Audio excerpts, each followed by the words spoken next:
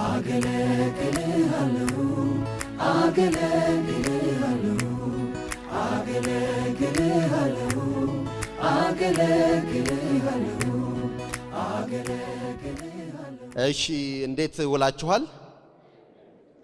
እግዚአብሔር ይመስገን። እግዚአብሔርን አመሰግነዋለሁ ከእናንተ ጋር ለመሆን እድል ስለሰጠ እግዚአብሔር ሌላ እድል። ይሄ አሁን የምናየው ከታች ጥቁር ያረኩት እሱ የአሁኑ ዘመን የምንለው ነው። በአዳምና በሔዋን በወላጆቻችን መውደቅ የጀመረ ነው። በውድቀት የጀመረ ዘመን ነው። በስነ ፍጥረት አይደለም የጀመረው፣ በውድቀት ነው የጀመረው። ስለዚህ the present evil age ወደ ዓለም ኃጢአት የገባበት ማለት ነው። በመጀመሪያዎቹ ወላጆቻችን መተላለፍ ምክንያት ኃጢአት ወደ ዓለም ስለገባ ያ ኤጅ ጀመረ ማለት ነው። ከውድቀት በኋላ ክፉ የሆነው ያሁኑ ዓለም ወይም ያሁኑ ዘመን ይባላል። እንግዲህ ሌላ ግን ነቢያቱ ከሩቁ ተስፋ አድርገው ሲናገሩለት የነበረው ዘመን አለ። ከላይ አዲሱ ዘመን ወይም አዲሱ ዓለም ወይም የመጨረሻው ዘመን ወይም የመጨረሻው ቀን ይሉታል አንዳንዴ። በሱ መልክ የተጠራው ነው። ግን ዘመን እኔ አሁን የፈለኩት ዘመን ስፍረ ዘመን የሚለውን ነው። እንግዲህ እነዚህ ሁለቱ ምንድነው የሆኑት? የሚመጣው ዓለም፣ የሚመጣው ቀን፣ የሚመጡ ዘመናት፣ አዲሱ ዘመን ወይም አዲሱ ዓለም፣ ተስፋ የምናደርገው የምንጠብቀው ዓለም እሱ እንዴት ነው የሆነው? በመሃል ተቋረየው እንደምታዩት ማለት ነው። ከኋላ ይመጣ የነበረው ክፉ የሆነው ያሁኑ ዓለም ወይም ያሁኑ ዘመን በጌታችን በኢየሱስ ክርስቶስ ፊተኛ መምጣት፣ በቀዳሚ መምጣቱ፣ በቀዳሚ መገለጡ፣ በመስቀል ሞቱና በትንሳኤው ይሄ ክፉ የሆነው ያሁኑ ዓለም ወይም ዘመን ተመቷል እንደምታዩት ማለት ነው። ግን ሰርፕራይዚንግሊ ያው አብቅቶለታል፣ ተሸንፏል፣ ድል ተነስቷል። አሁን ታዲያ ምን ሆነ? አዲሱ ዘመን ገባ። በምን? በመርህ ኢን ፕሪንሲፕል ገብቷል። ሰማይ ኢምባርክ አረገ ማለት ነው። ገባ ማለት ወደ ምድር ገባ ማለት ነው። ወደዚህኛው ስርዓት ሰንጥቆ መጣ ማለት ነው። በመርህ አሁን ሆኗል ማለት ወደሚመጣው ተዘርግተን ቀምሰናል። ከዛ ቀምሰናል። ሊመጣ ያለው በአዲሱ ዘመን በአዲሱ ዓለም ይመጣል የተባለውን ተስፋ ቀምሰናል፣ ይዘናል። በመርህውን ሆኗል።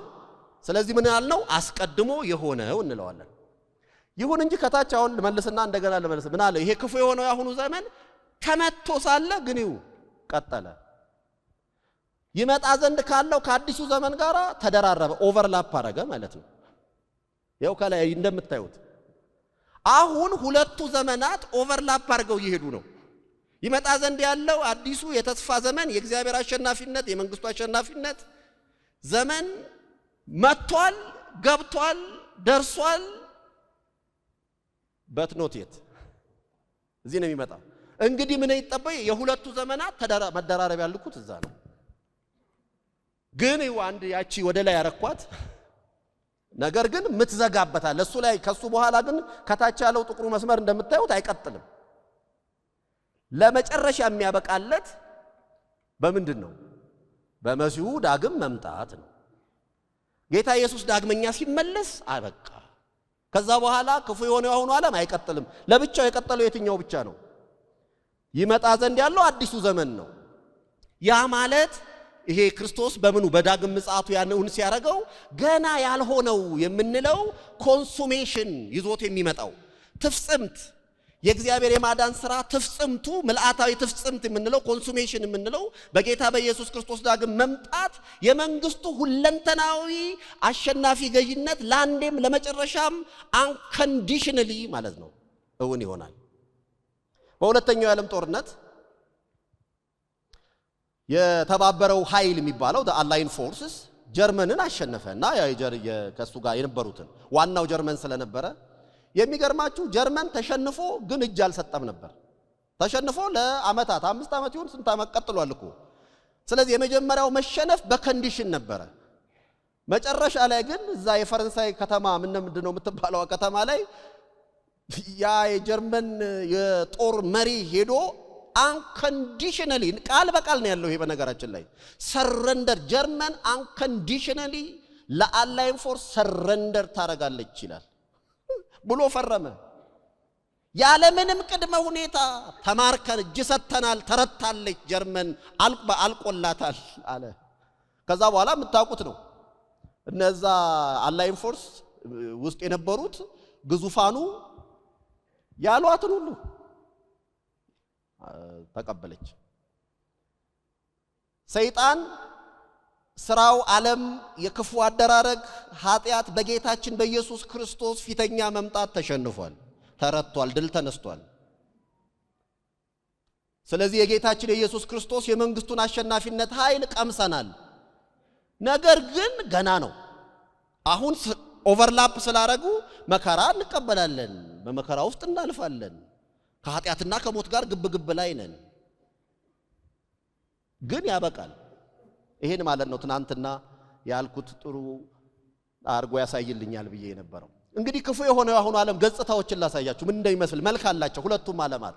ኃጢአት የወለደው ውድቀት ዓለሙን ስላበላሸው በኃጢአት መግባት ምክንያት ክፉ የሆነው የአሁኑ ዓለም ስርዓት ተንሰራፍቶ ነው የሚታየው። ያው በምንባቡ ላይ እንደምናየው የአሁኑ ዓለም ወይም ይህ ዓለም ወይም የአሁኑ ዘመን ተብሎ በተጠራው ስርዓት ላይ አዳም የወደቀው የሰው ዘር ሁሉ አባት ሆኗል። አዳም ማለት አዳማዊ ባህሪ የሚባለው ነው። አዳም በአባታችን በመሆኑ ምክንያት በሱ የወረስነው ማለት ነው፣ የተቀበልነው የሰው ዘር በአመጽ በኃጢአት ባርነት ስር የተንበረከከበት ነው። በሙሴ በኩል የተሰጠው አሮጌው ወይም ሲናዊው ኪዳን እንኳን ሊታደገው አልቻለም፣ ሕግ ተሰጥቶም እያለ። በዚህ ስርዓት ፍጥረት ሁሉ ለጥፋት ለመበስበስና ለሞት የተገዛ ነው። ሰይጣን የዚህ ዓለም አምላክ እንደመባሉ ምድርን እንደ መንግስቱ መቀመጫ ሊጠቀምባት ይችላል፣ ሊያተማት ይችላል ወዲህ ወዲያ። የሰው ልጆችን የዳግም ልደት ብርሃን ያገኙና ከእግዚአብሔር ተለይተው ከሱ ጋር በጠላትነት ያሉትን ሁሉ ስጋ ይቆጣጠራቸዋል። በስጋ ያሉ ነው የሚባሉት ራሱ ሰዎች ከክርስቶስ ውጪ በዚህ ክፉ በሆነው በአሁኑ ዓለም ስርዓት የእግዚአብሔር ሕዝብ በአሕዛብ ወይም በአረማውያን ግዛት እየተገፉ ይኖሩበታል። ይሄ ነው ክፉ የሆነው የአሁኑ ዓለም የሚባለው። ነገር ግን ክፉ ከሆነ ከአሁኑ ዓለም ያድነን ዘንድ እንደ አምላካችንና እንደ አባታችን ፈቃድ ስለ ኃጢአታችን ራሱን ሰጠ ክርስቶስ። ስለዚህ ከዛ ነፃ ወጣን። ታዲያ ይመጣ ዘንድ ያለውስ ዓለም ምን ይመስላል? ስለ እርሱ የምንናገርበት የሚመጣው ዓለም ይላል ዕብራውያን 2:5 በተስፋ ሲጠበቅ የኖረ ነበረ። ይህ ዘመን በመሲሁ በጌታ በኢየሱስ ክርስቶስ መምጣት በተለይም በመስቀል ሞቱና በትንሣኤው እንዲሁም በመንፈስ መውረድ የተነሳ ተመርቆ የተከፈተ ዘመን ነው። ክርስቶስ ኢየሱስ የኋለኛው አዳም ነውና የአዲሱ ሰው ዘር ራስ ሆኗል። ሌላው መገለጫው በክርስቶስ የተመሰረተው አዲሱ ማህበረሰብ በመንፈስ ቅዱስ አማካኝነት የጽድቅ ባሪያ ይሆናል፣ የጽድቅ አገልጋይ ይሆናል።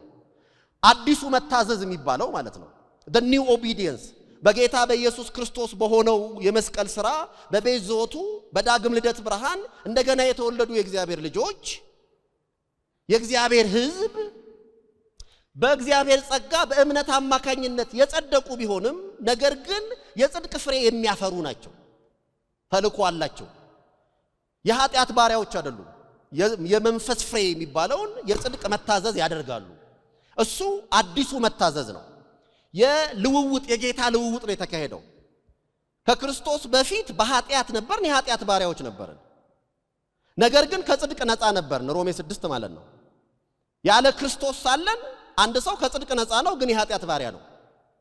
በክርስቶስ ሲሆን ግን ከኃጢአት ባርነት ምን ይሆናል? ይላቀቅና የጽድቅ ባሪያ ይሆናል። ያው ጌታን የለወጥ ነው ማለት ነው። አሁን የጌታ ባሪያዎች ነን። የሱን ፈቃድ የምናደርግ የምንታዘዝ ነን ማለት ነው። ስለዚህ ለጽድቅ ባሪያ በመደረግ የአዲሱ መታዘዝ አገልጋይ ይሆናሉ። ኦኬ፣ በሌላ አባባል ብንለው አዲስ ኪዳን አርነት አውጥቶናል። በኢየሱስ ክርስቶስ ሥራ ነፃ ወጥተናል እኛ። ስለዚህ አዲሱ ኪዳን የአርነት ኪዳን ነው፣ የነፃነት ኪዳን ነው። ነገር ግን ይሄንን ልበል፣ ይሄ አዲሱ ኪዳን ውስጥ ያለው ሊበርቲ ምን አይነት ነው የሚለው መነሳት አለበት። ወይም ነፃነት the new covenant freedom is a liberated slavery። በሌላ መልሰዋለሁ። የአዲስ ኪዳናዊው ነፃነት አርነት የወጣ ባርነት ነው። ከኃጢአት ባርነት ነፃ ወጥቶ ለእግዚአብሔር ባሪያ የመደረግ ማለት ነው። የጽድቅ አገልጋይ የመደረግ ማለት ነው። ስለዚህ ይሄ ይታይበታል የሚመጣው ዘመን። ለዚህ ነው ተልእኮ አለን አገልጋይ ነን ስንል በዚህ ምድር የመጀመሪያው ነገር የእግዚአብሔር ሕዝብ በምድር የእግዚአብሔር መንግስት ሞግዚት ናት ብለናል። ምስክር ናት ብለናል። መታየት አለበት። እግዚአብሔር በእግዚአብሔር ሕዝብ ላይ የእግዚአብሔር ብርሃንና ግርማ መታየት አለበት። ሰላምና ፍቅር መታየት አለበት። ለማንኛውም ስለዚህ ይህ ዘመን የአዲስ ኪዳን ዘመን ነው።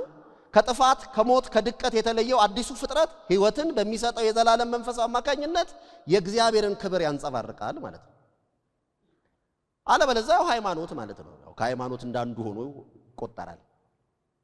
እንግዲህ ሌላው አሃዱ ስሉስ የሆነው አምላክ ዘላለማዊ ንጉሥ ሆኖ ይገዛበታል። በዚህ በአዲሱ ዘመን በሚባለው የሚመጣው ዘመን the age to come ተብሎ በነበረው አስቀድሞ በገባው ገና በሚጠበቀው በሚባለው በዚህ ዘመን አሃዱ ስሉስ የሆነው አምላክ ዘላለማዊ ንጉሥ ሆኖ ይገዛበታል።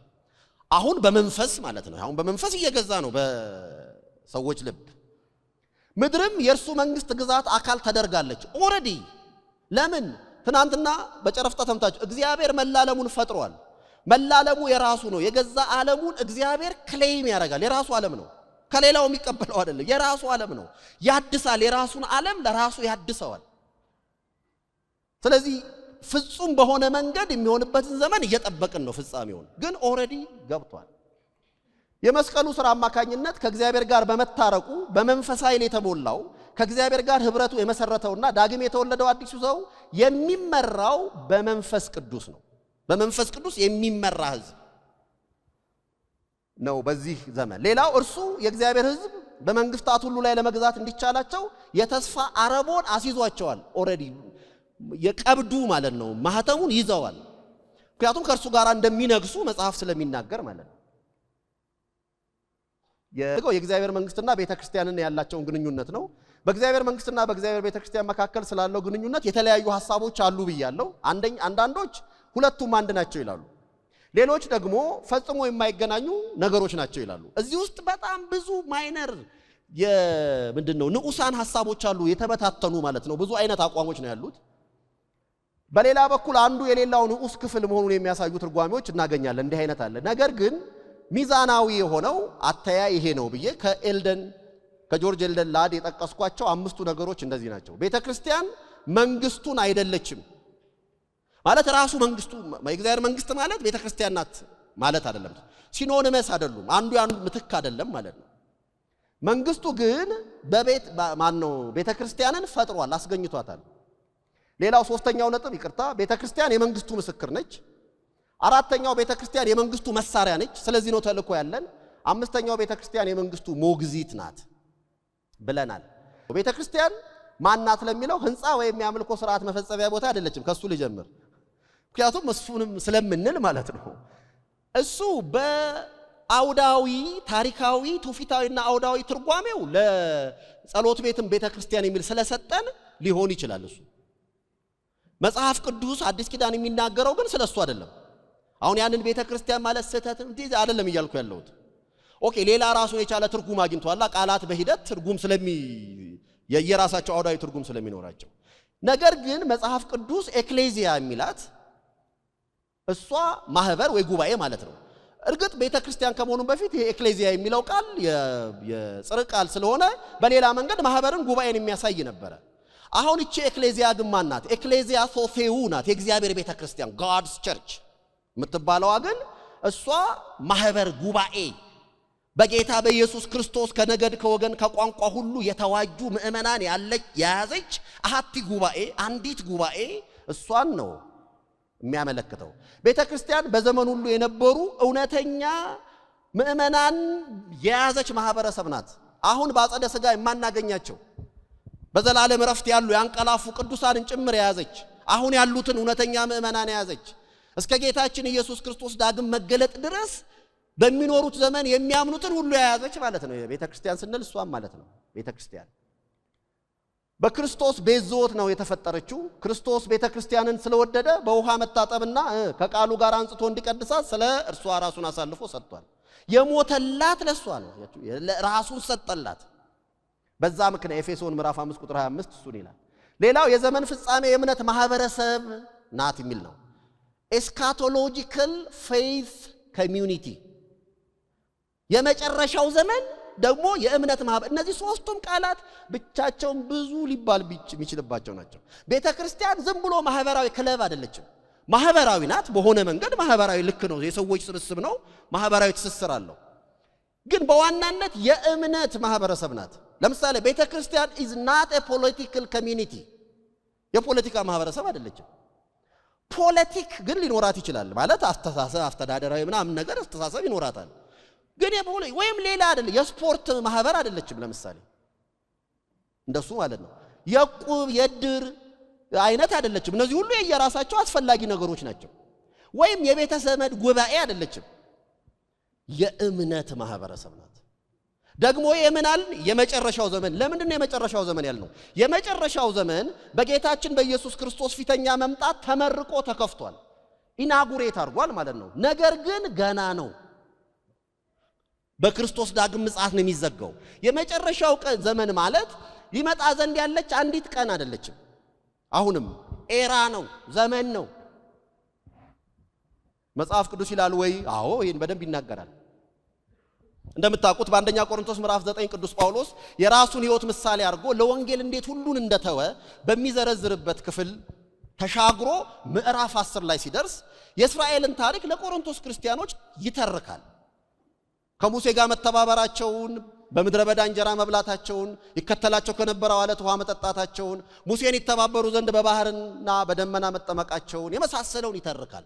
ለአሕዛብ ከአሕዛብ ለመጡ ክርስቲያኖች የእስራኤልን ታሪክ ይተርካል። ከዛ ለምን ይተርካል ለሚለው መቼም ማንም ሰባኪ ሲሰብክ ምእመኑ የሚጠይቀውን ጥያቄ ታውቃላችሁ። እጅ እያወጣ ባይጠይቅም ሲያስተምር ሲሰብክ ሁሉ ጊዜ በየሰንበቶቻችን እኮ ቆመን ስንሰብክ ህዝቡን እድል አልሰጠነውም እንጂ ጎልያድን ዳዊት ድንጋይ አንስቶ ግንባሩን ሲለው በወንጭፍ ምናምን ሲል ህዝቡ እየጠየቀ ነው። ሶ ዋት ይላል። ምን ይጠበስ ማለት ነው።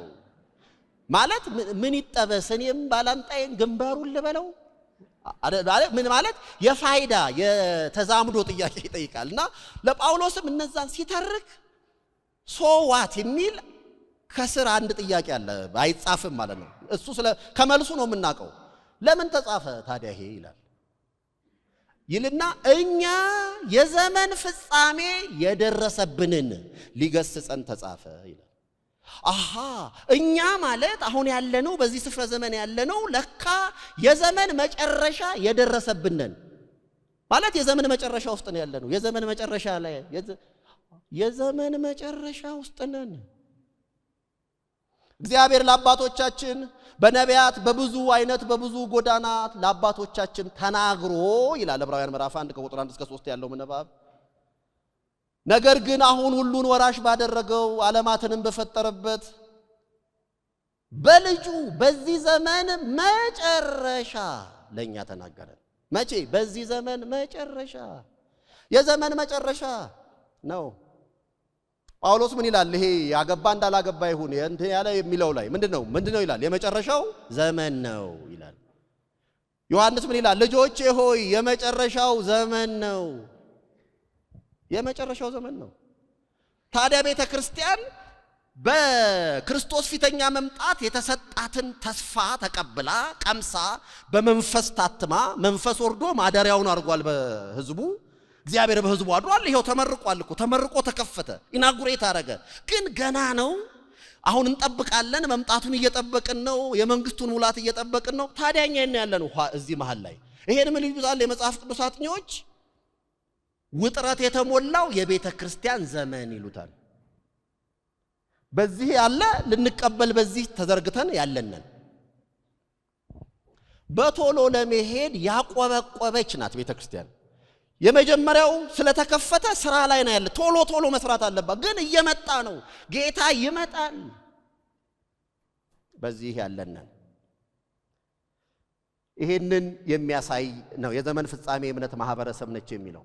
ስለዚህ ተልኮን ስናስብ በምድር ላይ ጉዳይ ያለን ተልኮ አለን ስንል ጊዜው እንደደረሰብ ገና ወደፊት ሰሞኑን እናደርሳለን ተብሎ አይደለም የሚሆነው። ነገሩ እንደሱ አይሰራም። ቶሎ በችኮላ በፍጥነት። ለምን? ኢስካቶሎጂካል ናት ቤተ ክርስቲያን። የመጨረሻ ዘመን ውስጥ ነው ያለችው። ዘመኑ የመጨረሻ ነው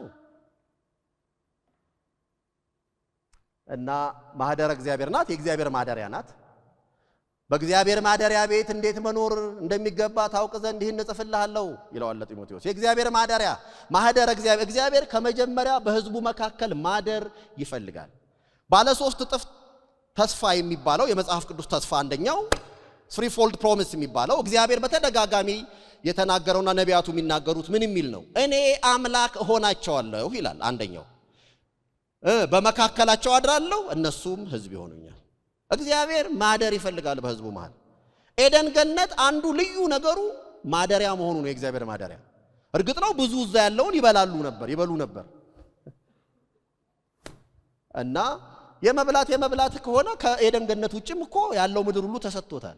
ለምን ያ ልዩ ቦታ ጋርደን የሆነበት የራሱ ምክንያት አለው። ያውን እሱ ሳልገባ ግን የተለየ የሚያደርገው ኤደንን እግዚአብሔር ጋራ ልዩ ህብረት፣ ቅዱስ ስፍራ ሳክሬድ ፕሌስ በመጽሐፍ ቅዱስ ውስጥ ያለው የመጀመሪያው የመቅደስ የመጀመሪያው ሲምቦል በመጽሐፍ ቅዱሳችን የምናገኘው ኤደን ገነትን ነው። እግዚአብሔር ማደር ይፈልጋል በሕዝቡ መሃል። ኃጢአት ከሰሩ በኋላ ሰዎቹ ምንድነው የሆኑት? ከእግዚአብሔር መገኘት ነው የወጡት። ከመሬት ላይ እኮ አልተነቀሉም። በዚሁ መሬት ናቸው፣ ግን ከኤደን ገነት ወጡ። ከእግዚአብሔር መገኘት ተለዩ ማለት ነው። እግዚአብሔር ሕዝቡን እስራኤልን ከግብጽ ባርነት ቤት ካወጣ በኋላ ምንድነው ያላቸው? በመካከላችሁ አድር ዘንድ መቅደስ ስሩልኝ ይላል ዘጸአት 25። የዘጸአት መጽሐፍን ሙሉውን ብታዩት ስለ ብዙ ጉዳዮች ይናገራል። ከዘጸአት 1 ጀምሮ ስራዬ ብላችሁ ገለጥ አድርጉት። አሁን ማለት ያለም ቤት ስትሄዱ ከምዕራፍ 25 ጀምሮ እስከ መጨረሻው ምዕራፍ የሚያወራው ግን ስለ ማደሪያው ድንኳን ነው። ከፍተኛ ትኩረት፣ ከፍተኛ ሽፋን የተሰጠው የመገናኛው ድንኳን ነው። እግዚአብሔር በሕዝቡ መሃል ማደር ይፈልጋል። እኛን ለማዳን ቃሉን ሲፈጽም የዘላለማዊው የእግዚአብሔር ተስፋ በእኛ ሲፈጸም እግዚአብሔር ቃል ወልድ በእኛ መካከል ተገለጠ። በመጀመሪያው ቃል ነበረ፣ ቃልም በእግዚአብሔር ዘንድ ነበረ፣ ቃልም እግዚአብሔር ነበረ። ይህ በመጀመሪያ በእግዚአብሔር ዘንድ ነበረ። ሁሉ በእርሱ ሆነ፣ ከሆነውስ አንዳች እንኳ ያለ እርሱ አልሆነም። በእርሱ ሕይወት ነበረች፣ ሕይወትም የሰው ብርሃን ነበረች። ዝቅ ይልና ቁጥር 14 ላይ ቃልም ሥጋ ሆነ፣ ጸጋንና እውነትን ተመልቶ በእኛ አደረ ይላል። ማደር ይፈልጋል። በክርስቶስ እግዚአብሔር ወደኛ ሲመጣ ምንድን ነው የሆነው? በሕዝብ መሃል አደረ። እግዚአብሔር በሕዝቡ መሃል ማደር ይፈልጋል። ማደሪያ መቅደስ እግዚአብሔር ፈለገ፣ ያድራል። በመጨረሻም ሲጠናቀቅ ምንድን ነው የሚለው? መላው ዓለም የእግዚአብሔር ማደሪያ ሆኖ ነው። አዲስ ሰማይ አዲስ ምድር ሲወርድ አየሁ። ያ ምኑ ነው የወጣው? አዲስ ሰማይ አዲስ ምድር ከእግዚአብሔር ዘንድ አዲሲቱ ከተማ ስትወርድ አየሁ። ሙሽራይቱ ስትወርድ አየሁ። በተለያየ መገለጽ ኢየሩሳሌም ወረደች። ከዛስ እግዚአብሔር በመካከሏ ነው። ምን ተባለ? የእግዚአብሔር ድንኳን በሕዝብ መካከል ነው ይላል። በሰዎች መካከል እግዚአብሔር ማደር ይፈልጋል። ቤተ ክርስቲያን ማህደረ እግዚአብሔር ናት። ኢምፕሊኬሽኑ ብዙ ነው። ይሄ እንደምታውቁት አንድምታው እግዚአብሔር በእኛ መሃል የሚያደር ከሆነ እግዚአብሔር በቤተ ክርስቲያን ካደረ እኛ መሃል ካለ ሃው ዴር እኛ ልንጣላ የምንችልበት ምክንያት አሁን ምናመልከው ከሆነ አምልኮተ እግዚአብሔር እሱ ባደረበት ቦታ እንደዚህ ነው። እስራኤል እኮ የመገናኛው ድንኳን ወይም የማደሪያው ድንኳንን አተካከል ስነ ስርዓት በዝርዝር ተሰጥቶት ሙሴን እግዚአብሔር ምን አለው? በተራራ ላይ እንዳሳየው ምሳሌ ተሰራ ዘንድ ተጠንቀቃለው። ኦኬ ሰራ። ከዛስ የሚሰፍሩበት መንገድ እያንዳንዱ ነገድ እንዴት ከቦ እንደሚያድር ነገረው። ደግሞ መቅደሱን ልክ ሲተከል በዚህ በኩል ሶስቱ ነገድ፣ በዚህኛው ያለ ነገድ፣ በዛኛው በኩል ነገዱ ይሰፍራል። መሃል ድንኳን ይሆናል፣ እነሱ ዙሪያውን ይሆናሉ። ለምን? የማደሪያው ድንኳን እግዚአብሔር መገኘቱ የታፈነበት አይደለም። ነገር ግን የእግዚአብሔር መገኘት ትዕምርታዊ ምልክት ነው። ሲምቦሊክሊ ሪፕሬዘንት ያደርገዋል። እግዚአብሔር በዛ አድሯል። ይሄ ማለት እነሆ በሕዝቡ መሃል እግዚአብሔር እነሆ ሕዝቡ መሃል አድሯል። ይሄ ታላቅ ክብርና እድል የሆነውን ያህል ደግሞ አደጋም ነበረው። ካልታዘዛችሁት ያጠፋችኋል አለ ራሱ እግዚአብሔር። ለምን? ይዘ ኮንሱሚንግ ፋየር የሚባላ እሳት ነው። በእርግጥም ባመጹ ጊዜ ጠፉ። እግዚአብሔር ሕዝቡን ከግብጽ ባርነት ቤት ካወጣቸው በኋላ ይላል ይሁዳ በመልእክቱ ማለት ነው በኋላ እንዳጠፋቸው ይላል። ሕዝቡን አወጣ ከዛስ አጠፋ ያላመኑትን እንዳጠፋቸው ይላል። በምድረ በዳ ወደቁ በሚበዙት እግዚአብሔር ደስ አላለውም። we cannot play God እግዚአብሔር ነው። እግዚአብሔር በልጁ መጥቶ በእኛ መሃል ስላደረ ስለወደደን ስለተጠጋን ይሄ ሁሉ ጉድ ተልኮ ቅዱስ ማህበር እግዚአብሔርን የሚፈራ ማህበር በርግጥም አምላኩ እግዚአብሔር ነው ሊባል የሚችል ማህበር አዎ አድሯል የሚያስብል ማህበር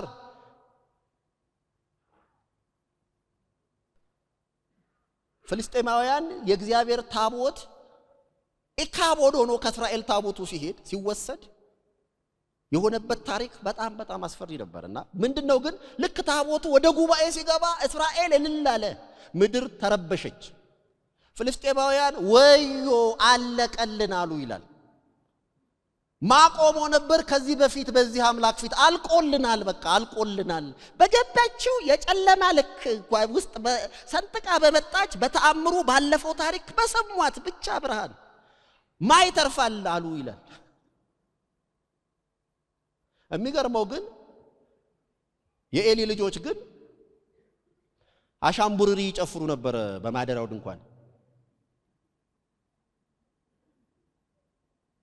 እግዚአብሔርም እጅግ አዘነ።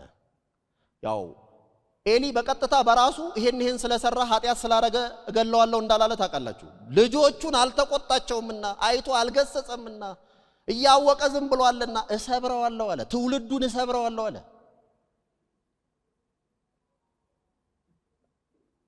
እኔ በእውነት ሊቆም ይችላል ከዚህ በኋላ እንኳን ማቀርበው ሊቆም ይችላል ስል ሰዓቱ ቢያልቅ እቺ እንኳን ብል እኔ አሁን በመናየው ነገር ማናፍር ከሆነ ማናዝን ከሆነ እንዴት ይደረጋል? በእውነት አንዳንዱን እኛ ቤት መጥቶ ማንም ሰው እንደዛ ያደርግም። እኔ ቤት ማለት ነው የኔ አንድ የኮስማና ሰውዬ ቤት ውስጥ አይደረግም። ወግ ስነ ስርዓት አለው፣ ደርዝ አለው። ቤቱ ስነ ስርዓት አለው። እናንተ ቤት ለምሳ ጋብዛችሁኝ ጫማዬን ፈትቼ የመመገቢያ ጠረጴዛው ላይ ባስቀምጥ ልክ ነው አትሉም። ሳናቅ ምንድነው ያመጣነው? ጓደኛ ባለቤቴ ጋር ጓደኞቼ ጋር ተደውላላችሁ ወጣ ብላችሁ ብታፍሩ እንኳን እዛ ራውርድ ከማለት እንዴት እንዲህ ይደረጋል? እኔስ መጥቀስ አያስፈልገኝም እኮ ያሳፍራል እኮ። አንዳንዱ ተሰብስበን የምንሰራው ጉድ፣ በአምልኮ ስም የሚሰራው ጉድ። ቸርች ቤተ ክርስቲያን is a worshiping community ልዕልናውን በሚያሳይ መንገድ ፍርሃቱን አክብሮቱን ሬቨረንስ የሚጠራው የኢየሱስ ስም ነው። የኢየሱስ ስም ነው። ስለተዋረደና ስለኛ ስለመጣ ሊያስንቀው በሚችል መንገድ አይሆንም። ኢንተርቴይን የምናረግበት ቦታ አይደለም። የቲያትር ቤቶች አሉ። እሱን ከፈለግ ነው ማለት ነው። ቤተ ክርስቲያን የመዝናኛ ቦታ አይደለም። ፈታ በል ምናምን የሚባልበት እንደሱ አይደለም። አክብሮተ እግዚአብሔር ያልተለየው ንጹህ መንፈስ ማለት ነው አምልኮተ እግዚአብሔር ማለት። ማደሪያ ናት፣ የሱ ማደሪያ። እግዚአብሔር ለቤተ ክርስቲያን ያለው ቅር ታላቅ ነው። ክርስቶስን በላቀ ስልጣን ሲያከብረው ስለ ቤተ ክርስቲያን ነው። ሁሉን ከእግሩ በታች አስገዛለት። ከሁሉ በላይ ራስ እንዲሆን ለቤተ ክርስቲያን ሰጠው። እርሷም አካሉና ሁሉም በሁሉ የሚሞላ የእርሱ ሙላቱ ናት። ደግሞ ቤተ ክርስቲያን የሚሰራው ራሱ ኢየሱስ ነው። ቤተ ክርስቲያኔን እሰራለሁ ብሏል እና ቤተ ክርስቲያንን የሚሰራው ጌታ ኢየሱስ ነው ለማለት ነው። የእውነት አምድና መሰረት የተባለችው ቤተ ክርስቲያን የሕያው አምላክ ማደሪያ መቅደስ ሆናለች። አጥቢያዊም ዓለም አቀፋዊም የምትታይም የማትታይም ናት። እንዲሁ ላሳልፈው ሁለቱ የቤተ ክርስቲያን መገለጫዎች የምንለው እንደዚህ ነው። ዓለም አቀፋዊቱ የክርስቶስ ቤተ ክርስቲያን አለች። በብዙ አጥቢያዎች የተሞላች ነች። ደግሞ አንዲት አጥቢያ ቤተክርስቲያን ትኖረናለች። አጥቢያ ማለት ምንድነው? ስሩ ጠባ ነው። አንድ ጓደኛችን አጥቢያ ሄት ነው ሲሉት አታጠባኝም እንጂ ምንድነች ብሎ ተናገረ። ስሟን ተናግሯል። እኔ አልጠቅስም እዚህ እና እንደሱ ማለት ሳይሆን ማለት አትንከባከበኝም፣ አትከታተለኝም፣ ደቀ መዝሙር አታረገኝም እኔ እንጂ ለማንኛውም አጥቢያ ስሩ ጠባ ነው ለማለት ነው። እና አጥቢያ ቤተክርስቲያን ማለት ጠባ ማለት ይሄ ለምሳሌ የእናቱን ጡት አንድ ሕፃን እንደሚጠባው እሱ ጠባ አንዱ ነገር ነው። ሌላው ግን እሱ ከሱ የተለየው ጠባ ማለት ወጣ፣ ወገገ፣ ፈገገ፣ ጠዋት ሆነ፣ ማለዳው መጣ፣ ገባ ማለት ነው። ለምሳሌ መስከረም ጠባ፣ መስከረም ገባ፣ መስከረም መጣ፣ ወጣ።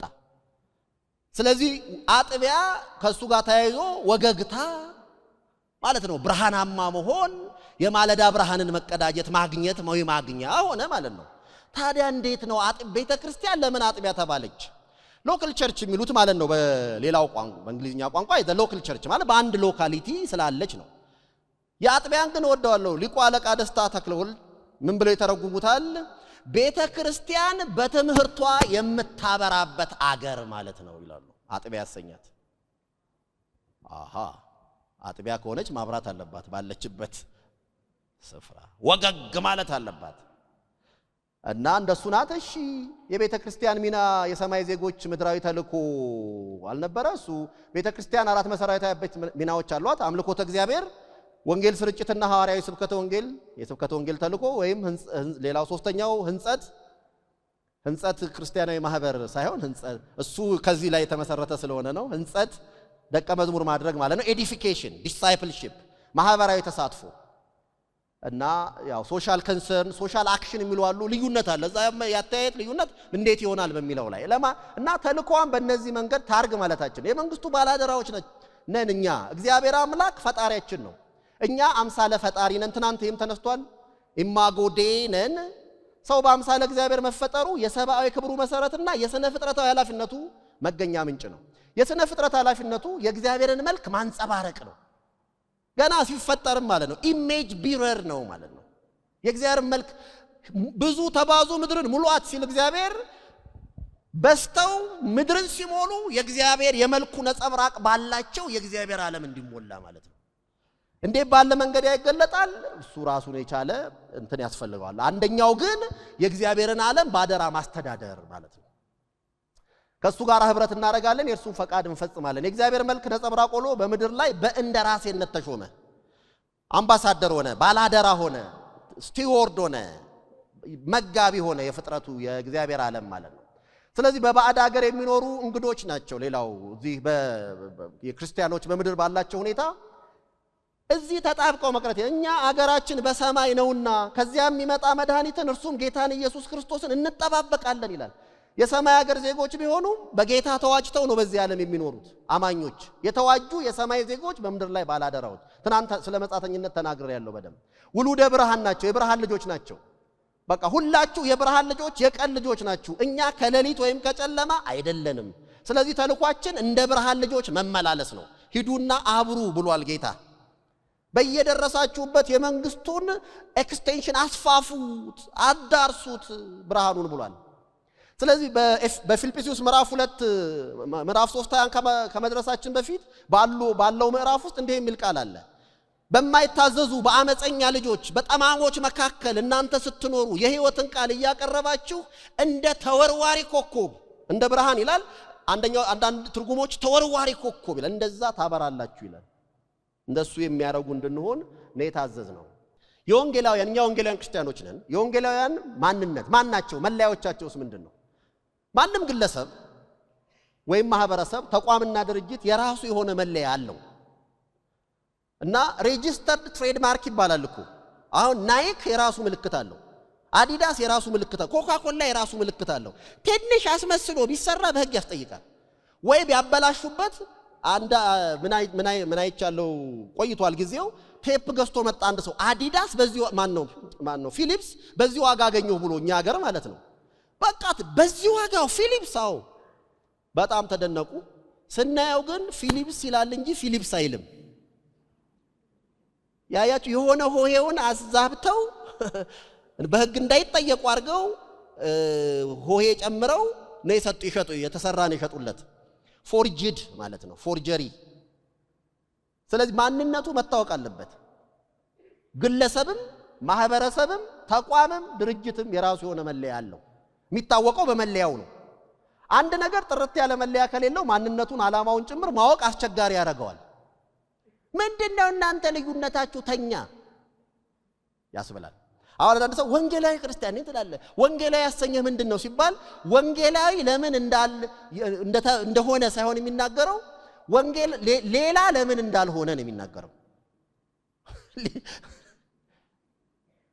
እና ራሱን በአግባቡ ግን ካላስቀመጠ በዘፈቀደና በፍረጃ ሊጠሩት ይችላሉ። ምን ማለት ነው? ለምሳሌ ከአንዳንዶቹ ጋራ በሃይማኖት አንመሳሰልም ማለት ካልቻላችሁ አብራችሁ ትፈረጃላችሁ። ሃይማኖት ያለያየናል ማለት አለብኝ ካንዳንዱ። እንዴው እናንተ ጋር ሲባል ያንተኑ መዝሙር ይዘም ያንተኑ ስብከት ይሰብ ያንተኑ እንትና ያንተኑ የምትመሳ አንድ እኮ ነው ምን ልዩነት አለው ከተባለ አይ ሊያጠለሹት ይችላሉ። ስለዚህ ማንነቱ መታወቅ አለበት ጥርት ብሎ ማለት ነው። ወንጌላውያን አማኞች ከሚቀበሏቸው የአንቀጸ ተአምኖ መሰረታዊያንና ከቆሙበት ዓላማ የተነሳ ከሌሎች የእምነት ክፍሎች ልዩ የሚያደርጋቸው መታወቂያ አላቸው። ስለዚህ ልዩነታችን ባለባበስ ወይ በሆነ ነገር ወይ በመናም ሳይሆን መታየት በእምነታችን በመንኖርለት ህይወት በመንሰጥላቸው ነገሮች የምንላቸው የቶቹ ናቸው። እና ምግባራዊ አኗኗራችን ምን ይመስላል? ዓላማችን ምንድነው?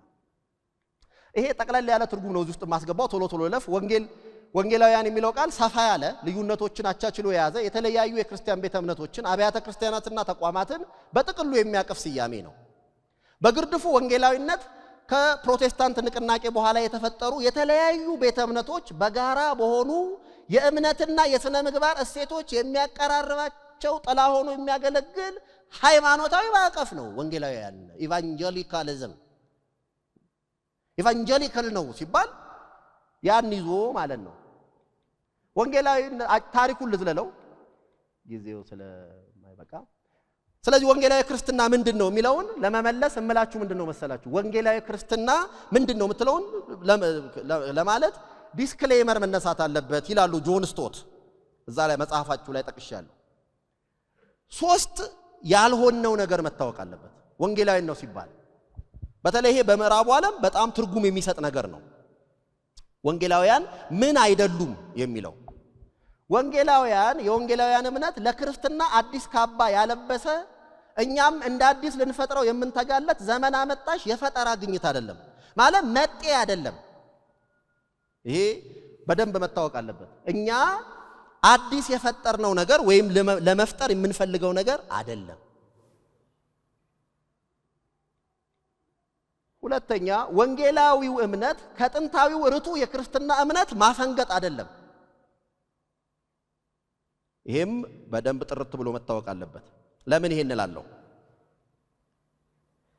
ሁለተኛው አይደለንም ያልኩበት ምክንያት ወንጌላውያን ክርስቲያኖችን እንደመጤ የመፈረጅ ክስ በየትውልዱ ሲታይ የነበረ ነገር ስለሆነ ነው።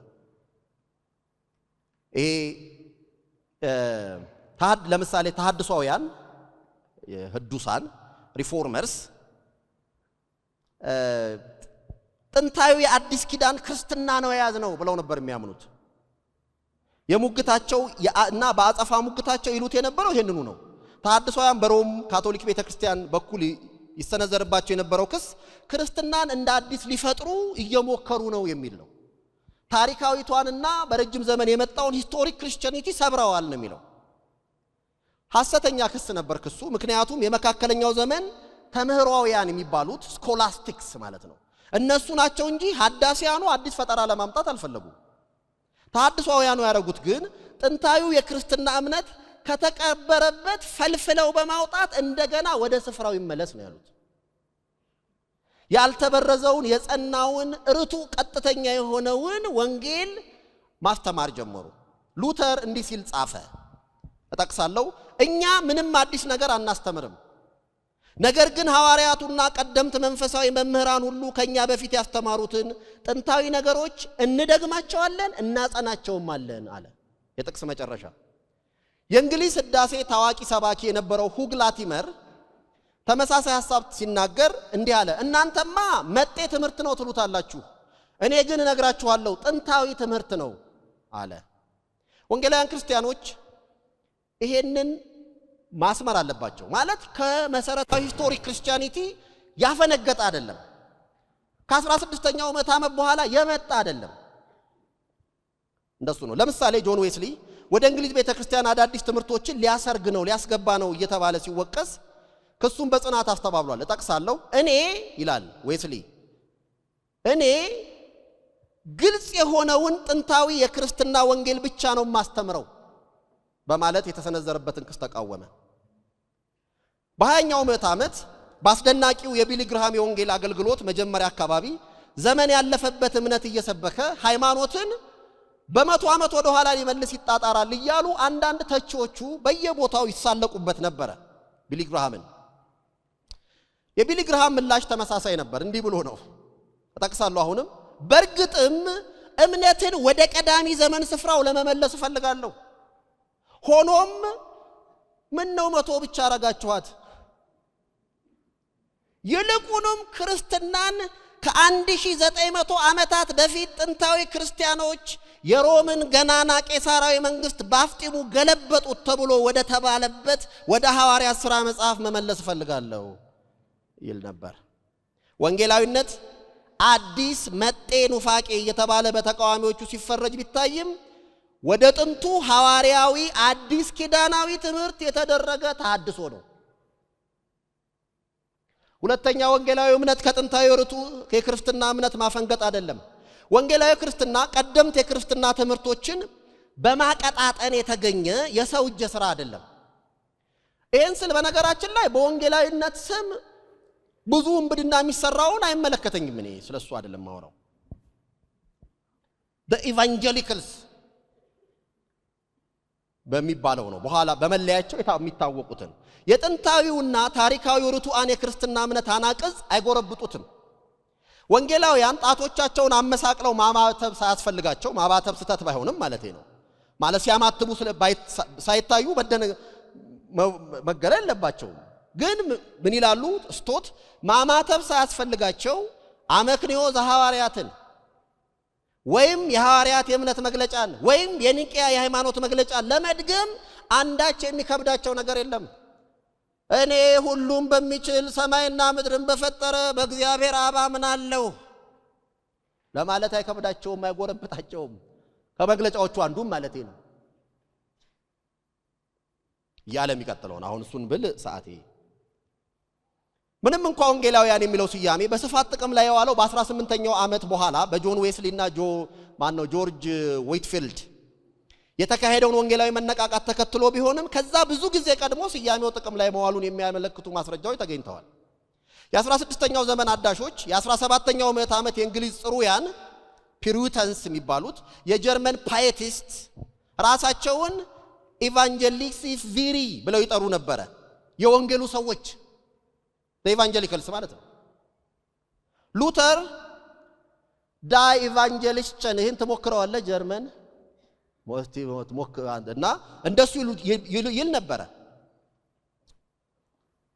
ይሄን ውርስ ትርጉም ከሱ ተወስዶ ነው ሉተር ይሄን በማለቱ አሁን የጠቀስኩትን መነሻው ግን ከርሱ የቀደመ መሆኑን ያሳያል ማለት ነው። ለምሳሌ የተሐድሶ አጥቢያ ኮከብ በመባል የሚታወቀው ጆን ዊክሊፍ ራሱ ዶክተር ወንጌላዊ ተብሎ ይጠራ ነበር። ከቀዳሚ ቤተክርስቲያን አበው መካከል አንዱ የሆነውና ሰውን ለመታደግ መለኮታዊ ጸጋ ብቻ እንደሚያሻ ያስተማረው ቅዱስ አውግስጢኖስ ትምህርቱ በአዲስ ኪዳን ምስክርነቶች የተደገፈ እንደመሆኑ የሚሰብከው የወንጌል ትምህርት ወንጌላዊ ወይም ኢቫንጀሊካል ሊባል በቃ። ወንጌላውያን የክርስቲያኖች ስማቸውን ወጣሪያቸውን ሊወስዱ የቻሉት ከዚህ ነው።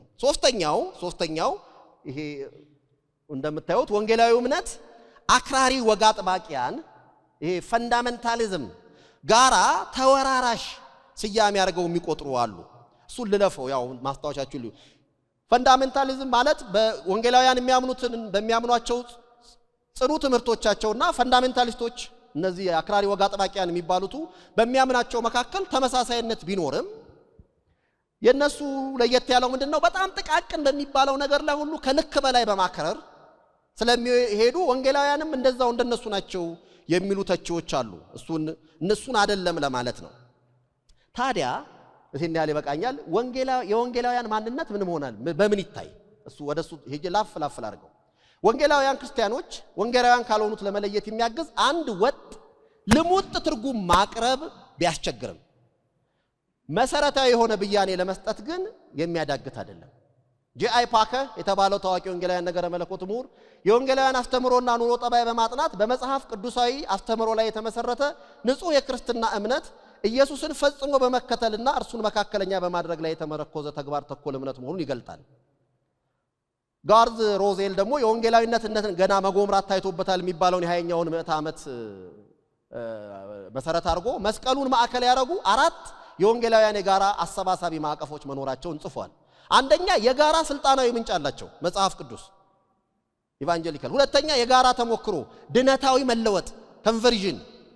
ሶስተኛ የጋራ ተልእኮ ዓለም አቀፋዊ ስብከተ ወንጌልና አራተኛው የጋራ ራእይ የቤተ ክርስቲያንና የህብረተሰብ መንፈሳዊ ለውጥ ያስተሳስራቸዋል ይላል። ኦኬ እሱን ተመስርቼ እነዚህ እንዲሁ በመደዳ ልጻፍ የወንጌላዊ ክርስትና መለያዎችን። የወንጌላዊ መለያው ቅኝት ዋና አንደኛው የቅዱሳት መጻሕፍትን ላዕላይ ባለስልጣንነት መቀበል ነው። የእግዚአብሔር ቃል ፍጹም ሕያው መጽሐፍ ቅዱስ ፍጹም ሕያው የእግዚአብሔር ቃል ሲሆን የማይጨመርበትና የማይቀነስበት እግዚአብሔር በመረጣቸው ቅዱሳን ሰዎች በእስትንፋሰ እግዚአብሔር የተጻፈ ሆኖ በእምነታችን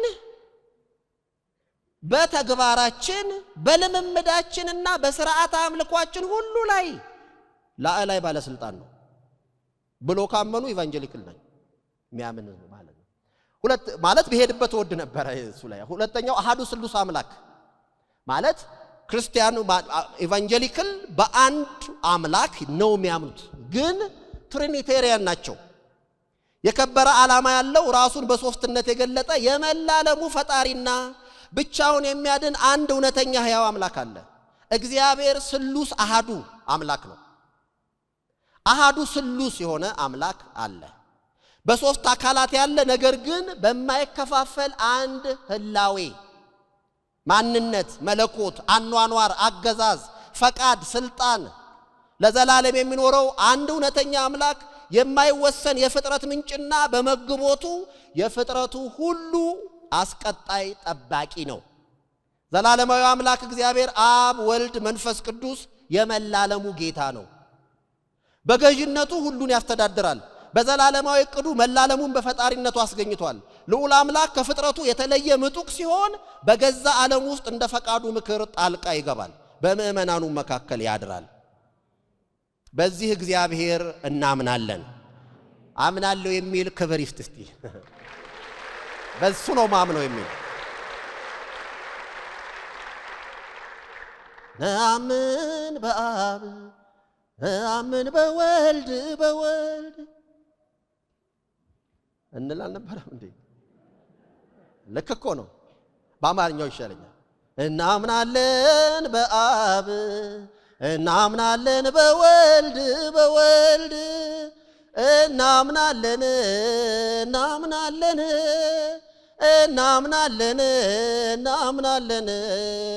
እናምናለን በመንፈስ ቅዱስ። እግዚአብሔር ይባርካችሁ። ሶስተኛው የኢየሱስ ክርስቶስ ወደር የለሽ ልዕልና እና ልዩትነት ማለት ዩኒክነስ የሚለውን ቃል ለመጠቀም ነው። ልዩትነት የሚለውን የተጠቀምኩት ከጋሽ ንጉሴ የተዋስኩት ቃል ነው። እሺ ያው ምንጭ እየጠቀስኩ ነው የምሰጣችሁ። እና ማለት ልዩ ብቻ የሚለውን ከመጠቀም ዩኒክም ዲፍረንስም ቬሪየስ በሌላ ሁሉንም ልዩ ካልነው ስለማይመጣ ዩኒክ ማለት ልዩት ማለት ነው አለ። ስለዚህ የኢየሱስ ክርስቶስ ወደር የለሽ ልዕልናና ልዩትነትና የቤዛዎት ሥራው መካከለኝነት ላይ የሚያተኩሩ በወንጌላውያን አማኞች እምነት አቋም ኢየሱስ ክርስቶስ ፍጹም አምላክ ፍጹም ሰው ነው። በመለኮት ከአብና ከመንፈስ ቅዱስ ጋር የተካከለ እውነተኛ አምላክ ነው። አምላክ በመሆኑ ከአብና ከመንፈስ ቅዱስ ጋር በተካከለ ስልጣንን እና ማንነት ይመለካል፣ ይሰገድለታል። በአብና በሰዎች መካከል ያለ መካከለኛ እርሱ ነው። አንድ ቦታ ያለ ነገር ልጥቀስላችሁ። የዛሬ ብዙ ዓመት 10 ዓመት ሊሆን ነው እንደሱ ነገር፣ ጊዜው እኮ ይሮጣል። አንድ ኮንፈረንስ የተሐድሶ ጥሪ የሚባለው ላይ ባለ ሰነድ ላይ እንዲህ የሚል ቀርቧል ስለ ኢየሱስ ክርስቶስ። እርሱ የእውነታ ሁሉ ሙላት፣ የህልውና ሁሉ ሰበብ ነው ይላል። በሰማይና በምድር በእግዚአብሔርና በሰው ዘንድ መካከለኛ ነው። ፍጥረት ከፈጣሪው ጋር መታረቂያው እርሱ ነው። የተሰወረው እግዚአብሔር የተገለጠው በእርሱ ነው። ፍጹም መለኮትነቱም የተንጸባረቀው በእርሱ ነው። እርሱ የድህነት መሰረት ነው። የአዲስ ኪዳን መካከለኛ ነው። ስሙ ኢየሱስ ይባላል። አዲሱ ማህበረሰብ በሱ ተመሰረተ። ቤተ ክርስቲያን በሱ ተመሰረተች። የሚኖረውም የሚመጣውም ያለውም የነበረውም የሚገዛው ለእርሱ ነው። እሱ ሁሉ ነው፣ በሁሉ ነው። የቤተ ክርስቲያን መሰረት ነው። ደግሞም የቤተ ክርስቲያን አክሊሏ ነው። ቤተ ክርስቲያን የምትሰግደው ክብር የምትሰጠው ለእርሱ ነው። ቤተ ክርስቲያን የእርሱ ናት፣ የማንም አይደለችም። በፍጻሜውም ሁሉ የሚጠቃለለው በእርሱ ነው። በሰማይ ያለው፣ በምድር ያለው፣ በባህር ያለው የነበረው መላእክቱ ዙፋናት ሁሉ ይሰግዱለታል። ለምን? ታርደሃልና ይላል መጽሐፍ። ይገባሃል፣ በረከት፣ ክብር፣ ውዳሴ ልትቀበል ይገባሃል። ለምን? ታርደሃልና፣ ራስን ሰጥተሃልና፣ ቤዛ ሆነሃልና። የእግዚአብሔር ልጅ ኢየሱስ ከዘላለም እስከ ዘላለም የተባረከ ይሁን። ክብር ለአብ ለወልድ ለመንፈስ ቅዱስ አንድ አምላክ ይሁን። እግዚአብሔር ይመስገን፣ እግዚአብሔር ይመስገን፣ እግዚአብሔር ይመስገን። አሜን ይሁን። እሱ የፍጥረት ዳኛ ነው። ክብር ለእርሱ ይሁን። የታሪክ ሁሉ ባለቤት ነው። የነበረው ያለው የሚመጣው የክብር ዙፋን የጫነው አንድ ቀን በመስቀል ላይ የሾህ አክሊል ጭኖ የተዘናበለው ያ ራስ የክብርና የምስጋና ዘውድ ጭኖ ከሰማይ ይመጣል፣ በደመና ይመጣል፣ በክብር ይመጣል፣ ሁሉን ይገዛ ዘንድ ይመጣል። ይመጣል ይመጣል ይመጣል። ኢየሱስ ይመጣል። እየመጣ ነው። ይመጣል በቶሎ። አሜን። ጌታ ሆይና፣ ኢየሱስ ሆይና፣ የዘላለም የክብር ጌታ ሆይና።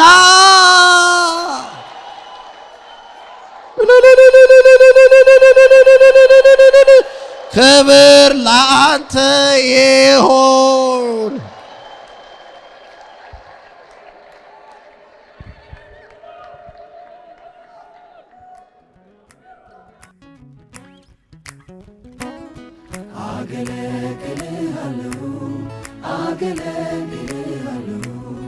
አገለግልሃለሁ